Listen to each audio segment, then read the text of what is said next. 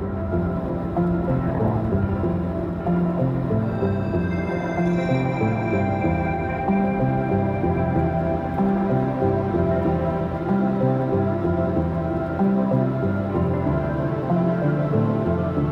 it is. Marker? The first album I owned, the one I distinctly remember was Appetite for Destruction on a cassette tape, because I got it at a second grade grab bag with me and my friends. We each bought a different album, tossed it in there, and everybody wanted Appetite for Destruction. So why we didn't all just buy Appetite for Destruction, I don't know, but I'm the one who walked away with it. So that's what I remember. First CD, Spin Doctors, Pocketful of Kryptonite. Oh, I mean, my first video game's super simple. It's Ghostbusters on the Sega Master System. I mean, that's a game that literally changed my life. I was walking through Toys R Us with my mom. We were on our way to buy real Ghostbuster action figures, and she made the mistake of cutting down the video game aisle. And I had no idea what any of this was, and we were walking in this Toys R Us, and I stopped and I turned, because out of the corner of my eye I saw the Ghostbusters logo on something, and I slammed my finger on the glass, and I was like, what is that? My mom's like, that's a video game, it's about Ghostbusters. I'm like, I want that for my birthday. And so mom and dad got me the game, Ghostbusters on the Sega Master System, and then Uncle Mike bought me the actual system itself. Where is that cart now? That exact cart is with all of my Sega Master System games in my dad's attic. And rather than go home and have to dig through my dad's attic, I bought another version off of eBay that I have here on the shelf. Yeah. Sure, for a game that I could never part with, yeah, it'd be that entire Master System collection, I think. And yeah, I have a replica here, I have the one back there. At home, for the games I love the most, I'll keep them forever. So like I have a copy of Infamous on PlayStation 3 signed by all of Sucker Punch. That's on the shelf, that'll always be with me. I have the limited edition run of Gone Home, like that'll always be with me. Those are like games that mean something to me, I always want. Like I still have my original PlayStation 1 Metal Gear Solid, because that's another game that I popped into that PlayStation and totally changed my life. Not to get too abstract, but why would you never get rid of them? I mean, I never get rid of these games that I hold on to, right, because they're a moment in time. I feel like for me personally, as somebody who loves digital, I'm a digital person. I'm so stoked that we're here, that like everything's on demand, I can buy it, no more waiting, no more anything. The highest compliment I can pay a game is that I want to have it physically, and I want it on my shelf, and I want to look over and remember those good times. When I see Metal Gear Solid 1, when I see Metal Gear Solid 2, when I see Ghostbusters, that's wrapping up decades of memories with a game, right? Or a franchise, or the hours and hours and hours I spent playing it. That it's me saying that I want to make sure I never lose you. I would say, yeah, I am exclusively digital now. I think there's, of course, an exception to the rule here or there. Something comes out, there's a great collector edition that I want something out of. There's, like I said, a game that I know means a lot to me. Like, you know what I mean? Like I picked up a long time ago, but a WWF, No Mercy on N64, still sealed. Like, that's a great thing. But in terms of new stuff, yeah, for me, I hate clutter. And all of my hobbies are clutter intense hobbies of comic books or video games. And I don't want that. I want to be able to go on, I want to be able to get it, and I want to be able to have it. I don't want to drive to the store and them not have it. I don't want to worry about, I have too much stuff in my house, I need to liquidate. I just want it all right there in one system ready to go. The first game I bought through a digital marketplace. It would have to be something on PlayStation 3, I assume. Oh, you know what? No, that's not right at all. The first game I probably bought off of a digital marketplace that I remember would probably be, something off Wii, the original, when the first Wii came out. I imagine, it would have been, remember, they launched the Virtual Console and they didn't have Super Mario Brothers, they had Mario Brothers, the old arcade one. I got that for sure. That must have been the first thing I downloaded on it. Sure, I mean, Xbox 360 coming to market was a gut check moment for me. Somebody who prided himself on video games, wanted to work in the video game industry, but at the time was a general assignment reporter in mid-Missouri. And it was a console that launched, and I enjoyed my original Xbox, but wasn't, all over it like I was my PlayStation 2, or my GameCube for that matter. And so to see it come out, it was weird to have something in the video game industry hit, and that it be something I wasn't super stoked for, because I wasn't the market.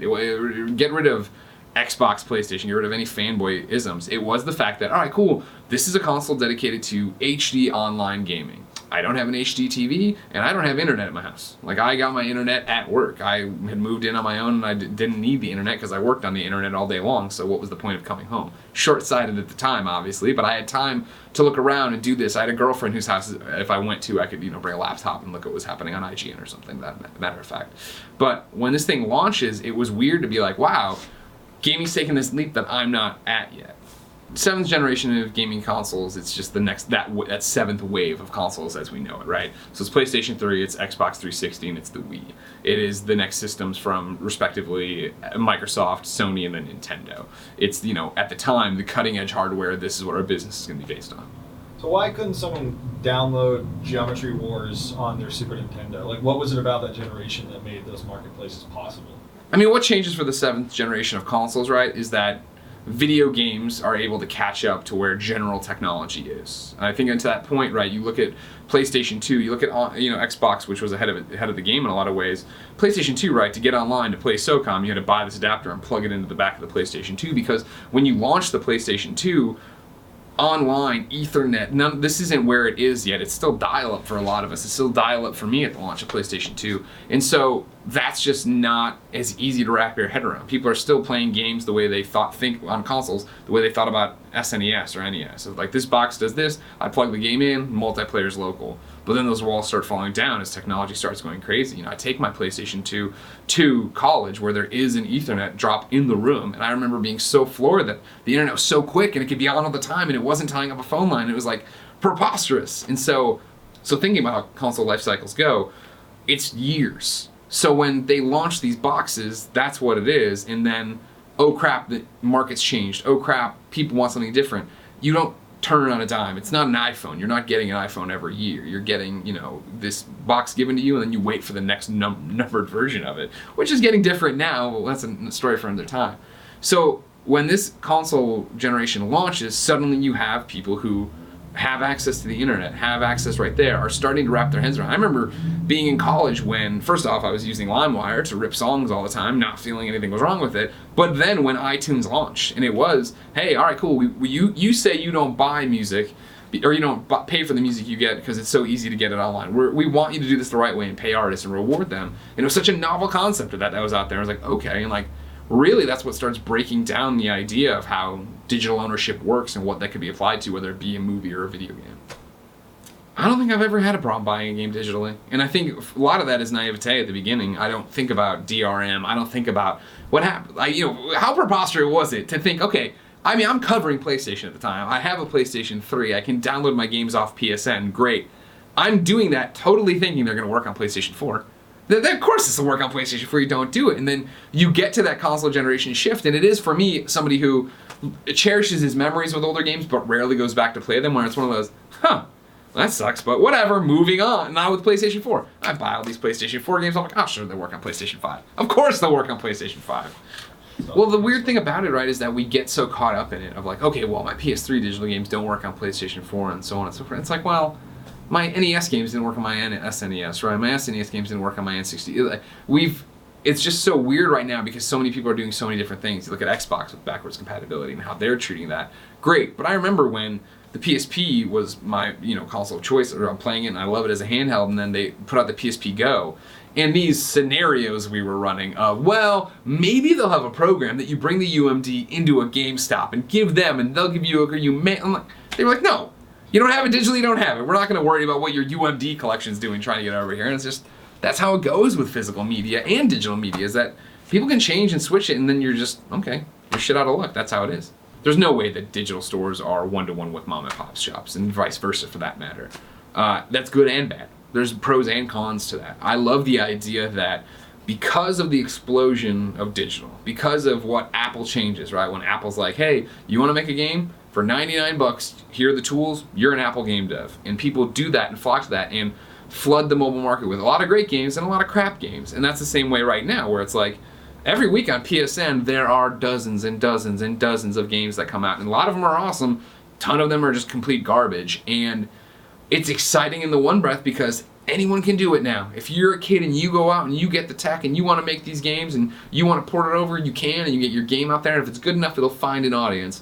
But then it is the thing of like, Is it going to find the right audience? How do you do that? That's another part of the equation. Whereas before you launch this stuff, look at Switch right now, where like the Switch landscape is so small that a game can come out and sell incredibly well because, hey, there's no competition. But you look at PSN, Xbox Live, Steam, your game comes out and it can just get buried in garbage, buried in other games that no one ever finds. And so there's the part that's missing, I think, on digital storefronts is the curation of when I go into Slackers in Columbia, Missouri, my favorite, retail shop for video games.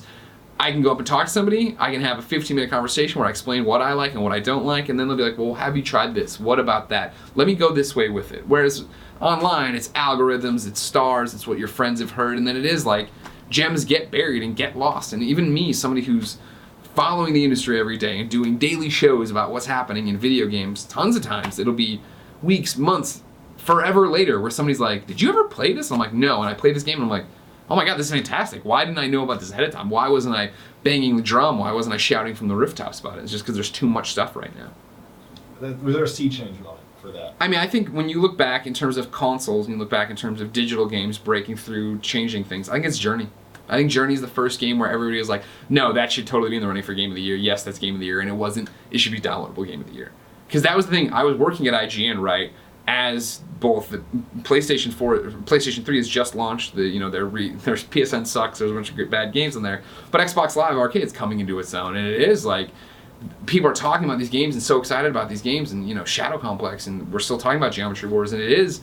These are great games for a downloadable game. This looks great for a downloadable game. Like there were all these asterisks you were putting on everything because you're trying to differentiate and figure out. Well, this is that, but this isn't that, and well, how do we figure it out? Because when you were thinking about digital games, downloadable games, you were thinking about smaller experiences. And I really do feel like Journey is a game that comes out and everybody's like, it's short, it's beautiful, it's awesome, it doesn't matter how long it is, what it is, this is something that's amazing. I think that's really the linchpin moment where you see the entire industry, and there have been people on both sides of the fence, I think, that were ahead of the curve saying, no, these are real games, why are we breaking them up? And then this is the moment where they're like, see, we're right, let's go, and then other people were like, downloadable games, digital games, they're not real games. And you get here and you're like, well, this is a real experience. This is changing something. It was like when Warhawk came out. Yeah. There was this weird divide of like, what is this? Like, what do you mean it's like a $30 game? Yeah. The market seemed to be asking for that for years. And then when it finally happened, it seemed like it took 2 years for it to kind of settle into place. And now on Xbox One, PS4, it's just every game. Exactly. And I think that was a big change, right? Is the fact that when you get to the point that every video game is now a downloadable game, suddenly that terminology doesn't make any more sense. And it's the same reason now you see how people think about indie games. Oh, this is good for an indie game. Oh, the graphics are great for an indie game. They're throwing it out there thinking, of course, indie being, oh, there's 3 people in a garage making it, not the fact that technically Insomniac's an independent studio, right? They're paying their own bills. They're not at anybody's beck and call. They make deals, they have contracts, but they publish whenever they want. During the PS3 360 era, yeah, what was your ratio of tangible games to digital purchase games? I think in the PS3 360 era, the majority of stuff I'm getting is still hard copies. Here's a case, here's my shelf. I just moved not too many months ago, and it was that thing of this giant bookcase of collection of PS3 games, just and like going from the little red band to the top to then actually having like the more polished. Going from the red band to the little black band, and then like having it all set up the way it's supposed to be. But even then, it was incredibly noticeable to me of like, all right, cool, here are all my PS3 games, and I have those like giant crates I'm putting in there, and it's like, here are my PlayStation 4 games. Here are like the 10, 11 hard copy of PlayStation 4 games I have, because whenever, it's changed so much for us in the fact of like when I started at IGN, right, for both, at my desk when I sat down at IGN, I was given a PSP, I was given a PlayStation 2. I was given another PlayStation 2 that was a test PlayStation 2, so I could play burned copies of games that they were sending out for reviews before they went gold master, before you had like box copies. And then I had a PlayStation 3, and I had a test PlayStation 3 that was the exact same thing. And I have a test PlayStation 4 right now, but it's so rare to ever turn it on and do anything, because now it is just like, if the test PlayStation 4, it'll be the same thing. Hey, we're sending you a package file to install to play this game. That's any kind of game it's going to be that way, whether it's the smallest digital game or whether it is Uncharted. Here's this thing for it. But more likely than not nowadays, what it is just like, all right, cool, here's your review copy for Uncharted. It's a code, you put it in your retail machine. All right, here's your review copy for Madden. It's a code, put it in your digital machine, your retail machine. It's like, it's changed so much in the way of like PlayStation 3 in that era still was hard copy, but what I was getting digital was The Last Guy, was, Magic Orbs, and Magic Balls originally, but Magic Orbs when they changed the name. Like all these little bite-sized experiences, Pixel Junk Monsters, like that's what you were getting and downloading. Whereas now, I download everything. Like my library, when I think about it, is no longer this bookshelf, it's the PlayStation 4 library I go to that says I have like 500 games or whatever it is. There used to be that perceived value proposition where people would look at like, oh, this game's only 200 megabytes. Why would it be $40? Exactly, yeah. And now, like, I just downloaded Sonic Mania, and it made me think of that. Like, Oh, yeah. it's like a 200 meg game. It was $20. And I snickered because I wasn't thinking that, but it reminded me of that era, where there was just like false equivalency with like money to quality. Well, it's all we had known for years, right? When you were a kid, and you get 3 games, 5 games maybe from your family a year, begging for money, begging for a thing. It was, I want a game that is 90 hours that I can replay over and over again, that has alternate endings, that just keeps going. Whereas now, as I think we've grown up with gaming, it is that thing of like, you know what? I have a lot going on in my work life and my family life. I want an experience that's 2-5 hours. That's why episodic games doing so well, right? What you see with Telltale or Life is Strange, where it's like, all right, cool, here's at most 2 hours of gaming, and then you're done. And you can feel it, you can roll credits on that one episode and feel like you got something done and move on. And not fall into the Persona trap of like, well, I've only been playing for 65 hours. Yeah. I think the appeal of downloadable games, whether it be on iTunes, whether it be on Xbox, whether it be on PlayStation, whether it be on Steam, is just the fact that it's easy. There's no barrier to entry. You can do this on your own now. You can read books on programming, you can get the tools from Apple, and you can make your own apps, and you can get them out there, and you can get feedback. And that's always the thing, I talk about with my side of the industry of creating content about video games, right? Is the fact that, man, when I was growing up, I wanted to work at EGM. That's all I ever wanted to do. I so wanted to work for EGM. That was the plan, to go to college, get a journalism degree, do it. The first time the review crew was like, hey, we want to hire some person out of school or do this or an internship or whatever it was. We want to hire somebody to write some reviews. I wrote my first 2 reviews ever and sent them in. And I didn't get the job. I didn't know what I was doing. You know what I mean? Like, you think about, like, I always tell people, if you want to do what I'm doing now, be doing it every day, be getting better, be learning from your mistakes. And that's what, the ability to make a small app and put it out does. I saw Chris Roper, who's a colleague of mine at IGN, and now works at PlayStation as on the other side, of like tech side. He used to make apps for iPhone. And it was that thing of, every app he put out, it would be like, oh man, you're learning. Oh my, look at how much better this looks than your first app did. Look at that. And for game makers, it's the same way. And that's, in the old days, it was so hard of like, how do you do that? What do? You got to go work at Activision on a product and be part of a dev team and do this and blah, blah, and like work at it for years and years and years to get to a role, to say you want to do this, you don't have to do that anymore. You can take the reins and go make the game you want to make. It was as simple as, I'm going to make a PS2 game, put it on a sleeve, and then walk into a Same Goodies or something. Exactly, right? Like, that's the thing. Whereas now I think there's so many different ways, and it's so easy thanks to the fact that everything's digital. Both, teaching materials, let alone publishing materials, that, yeah, you can get out there and make your dreams come true. What a consumer gets out of digital marketplaces and where we are with gaming right now is they get the best time to be a gamer alive. Like, there's a game right now for every mood you're in. There is a game right now for every story you want to be told. There is a game that you don't even know you want, but now you can take the shot on it, because guess what? It's just a couple people who made it. It's a 99-cent app. You get in, you play it, you enjoy it, and holy crap, that just changed the way you think about video games. That's the benefit here, is the fact that gaming is no longer restricted to these ivory towers, that there have to be these publishers who are putting out these games, which means there's a board of directors, a group of people looking at game pitches and saying yes or no. Like, now that's gone. You get to be that person. You get to go out there and play stuff, and you get to get behind developers, give them your money, and then watch them grow, right? Like, you can sit there and see that right now with people like Steve Gaynor and Fulbright. They make Gone Home, and everybody go, holy crap, that's an experience I want, that I need. They get behind that, and now they get to go make something else, and you get to see these people thrive. It's the fact that you get to go make the choices you want in games. That's what digital has given us. We get to be the people who vote on what actually is going to succeed. The reason some people want physical over digital is multi-tiered, but I think at the core of it, right, is that change is difficult.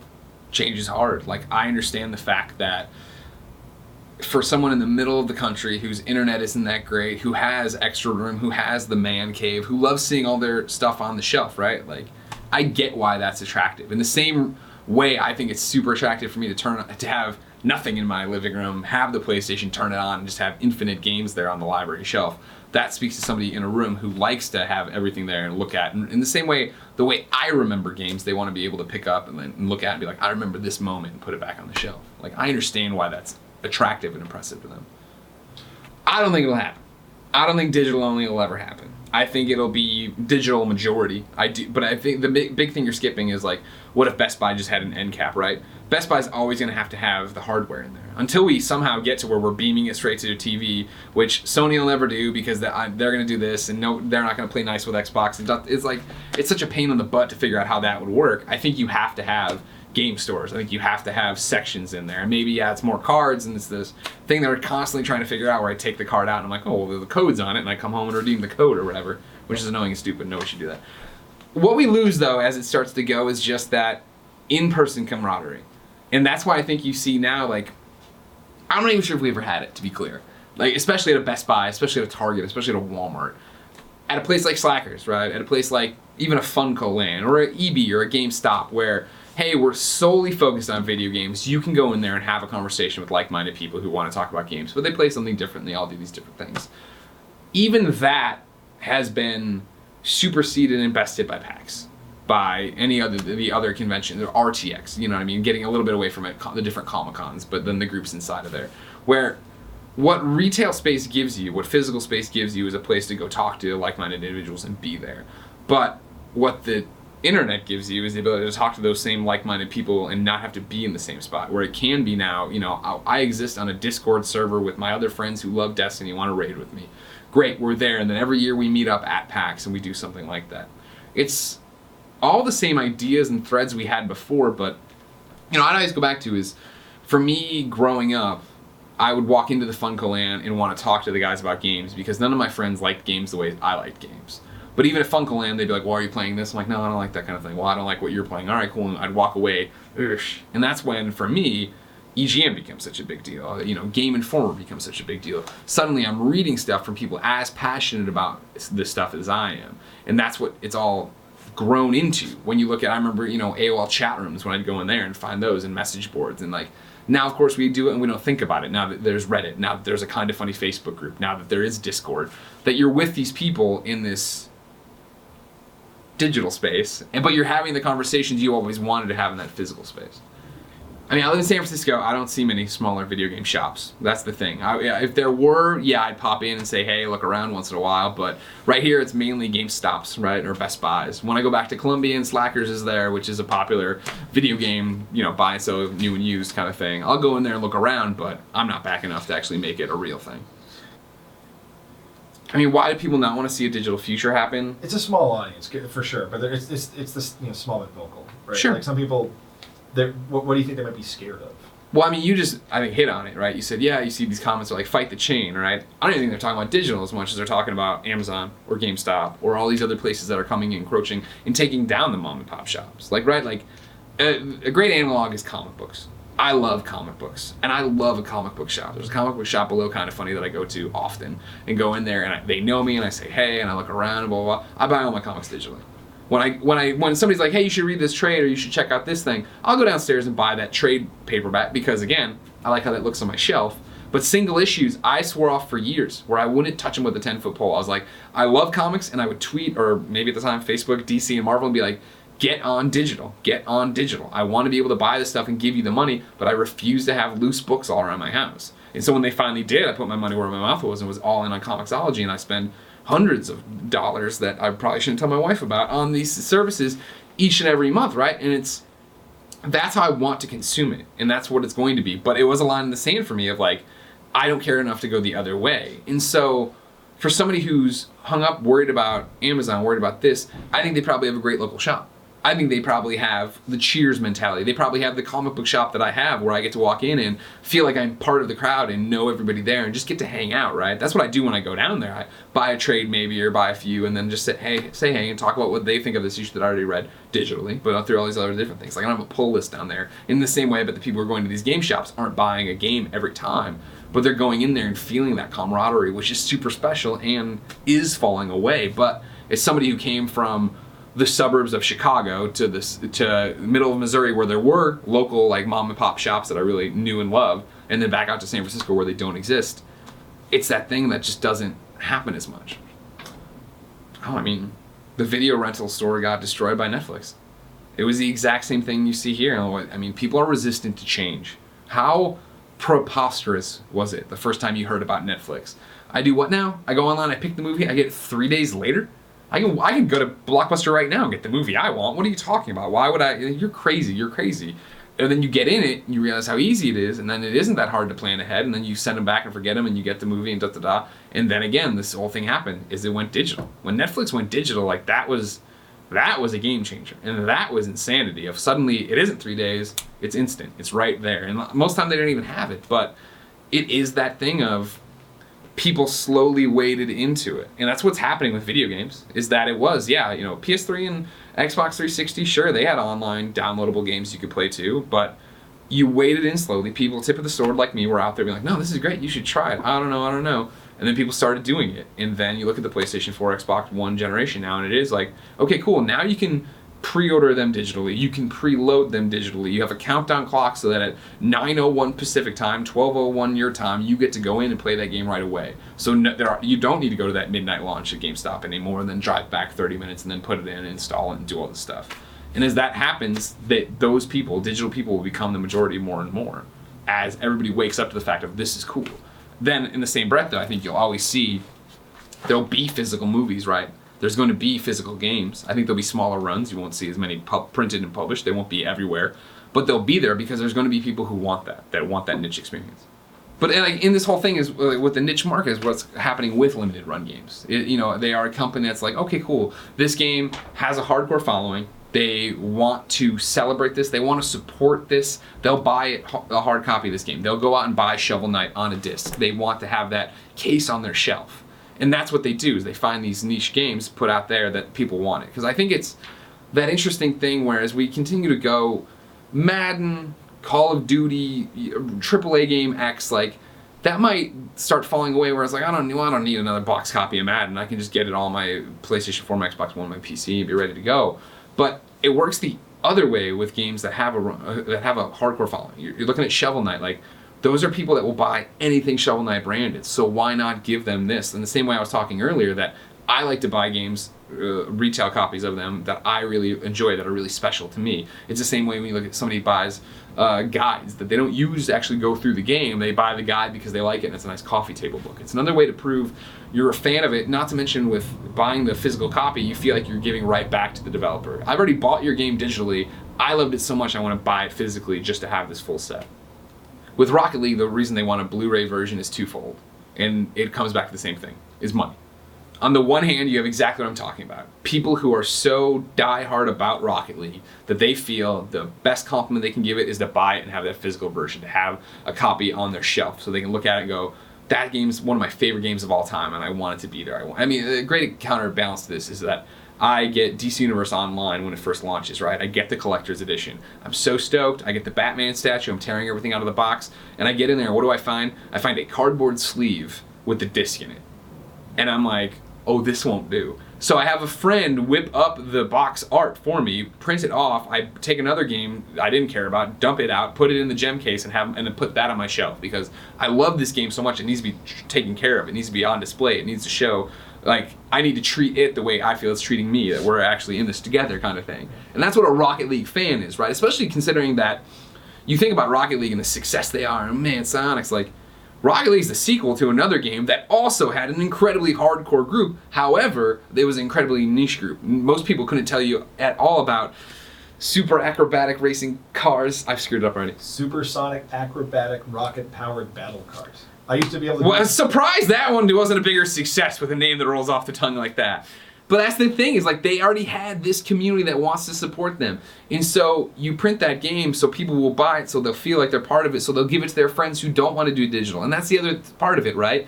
You want to make more money off this game. Where are you not getting people? A lot of people won't play games they see online, that they won't go to the store. You know, my friend Poe, right? He's a great guy and an awesome dude and an educated guy. he buys his games at Walmart. He buys a few games a year. So if it's not on that shelf, he's not going in and digging into the PSN to figure out what the highest rated games are and who likes what. You put it on the shelf, suddenly it's open to a brand new group of people who didn't have the internet they felt to download it, even though they're going to use the internet to play it. People that, don't think it's a real game unless they see it on a box and see it there. Like, you're out there to make money in not a bad way. Everybody, making money sounds dirty when you say it, but this is a business. They're an independent developer. They have people to pay, let alone the servers they now have to do because so many people are playing Rocket League. I mean, local retail's in trouble. And end of statement. And the way to fix it, the way to solve it, is that you have to offer an experience no one else does. You have to offer an experience that Amazon.com can't. I walked into a bookstore across the street from my house the other day, right? And I was like, I want to buy Creativity Inc. I've heard nothing but good things about it. I keep getting it recommended to me. I'm going to buy this. And I was like, I don't want to buy it on the iPad. I read all my comics there. I read the internet. I read my email. I could buy I have the Kindle app right there. But I'm like, I want to actually hold something and read it. And I don't know why I felt this is the book that needs to be done that way. And I walked in, and I was like, went over to first off, I was like, well, what section is this book even in? There's no, it's a mom and pop bookstore. So I'm like, I don't know. And I wander around, and I'm like, business sounds like it. So I go to business, and I look through the business section, and it's not there. I'm like, well, is it sold out, or am I in the wrong section? And I go up to the front, I'm like, hey, do you have Creativity Inc.? And he's like, checks, and he's like, we don't have it new for sure. We might have it used. It would be in the business section. He walks me back right where I was, look through, oh, we don't have it. Comes back, looks at his thing. He's like, well, the store, halfway across town, they do have it new and used. And I was like, okay. Waiting for the follow-up of, we'll order it in, it'll be here in a day. And he's like, okay, cool. And he walked away. And I was like, Amazon. And it's not, it's that thing of, there's a barrier here. There's that, how easy do you make it? And the reason local businesses are failing is the fact that the internet makes it so easy. Everything is at your fingertip. Everything is right there. It's the same, when I was at the newspaper, the big threat to local businesses, mom and pop shops, was Walmart. Walmart's coming in, and it would be these things of these people coming downtown and rallying. We're going to try to stop Walmart from coming in here. We're going to stop them from this. They're having a vote for this, and every time the city people would vote for Walmart to come in, and they'd get trounced, and they'd be like, oh, blah, blah, blah. And it was, you miss the fact that you have to back up what you're saying. If you don't want Walmart to succeed, you don't want your local businesses to go out of business, well, don't go shop at Walmart. Continue to go there, continue. But it happens, right? You go there 3 times, and it's that 4th time where you need this thing and they don't have it. You're like, well, I need it tonight, so I'm going to Walmart. And you go to Walmart, and you're like, this is actually really nice. This is actually really easy. It's the same thing with video games. Of like, yeah, I want this game, I want it right now, and you go there to get it, and they don't have it, and then it just takes that one time where you buy it, and you're like, oh, I made dinner while it downloaded, and it was done. And I could do this for that game that's coming out next week and be done with it too. The way to win that, the way to survive, is that local businesses need to be nimble, and they need to offer customer service like nobody's business, and maybe they need to become more than just a store. It's what comic shops have got for a long time. Even before digital was really encroaching, right? It was that you go to a comic shop, but if it's a good comic shop, in the back, there's a bunch of long tables. And it's a gaming space. And there's Magic the Gathering night, there's HeroClix, there's all these different things to get people to come in. Maybe you're selling coffee, maybe you're selling drinks, maybe you're selling snacks, right? You diversify. You can't just be this one thing, because if you're just comics, I'm gonna be able to get that somewhere else. And it's gonna happen one day where I wake up and I'm sick and I did want to read this and I download it and buy it that way. And it's the same thing with like movie theaters, to the point like I am on all of our shows at Kind of Funny, slamming the table constantly saying, please, please move to day and date digital. I like the movies. I do. I like going to a movie theater.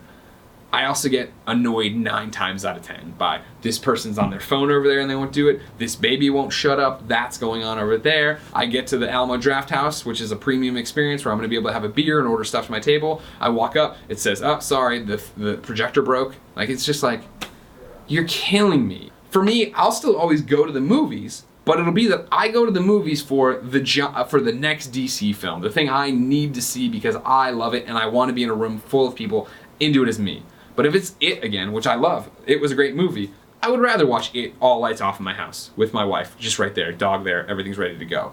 And I will pay a premium for that. And eventually Hollywood's going to wake up to that and be there. I forget what, I watched some movie off Amazon the other night that, the Blair Witch, not the original, but the one they did in 2016. And Tim was telling me how great it was. I was like, oh, okay, cool, I'll go home and rent it. Got there, told Jen about it, great, all lights off, turned it on, go to Amazon. All right, you can only buy it. It's $14.99. Go to Netflix. Okay, go to HBO. None of them have it. Went back, bought it for $14.99.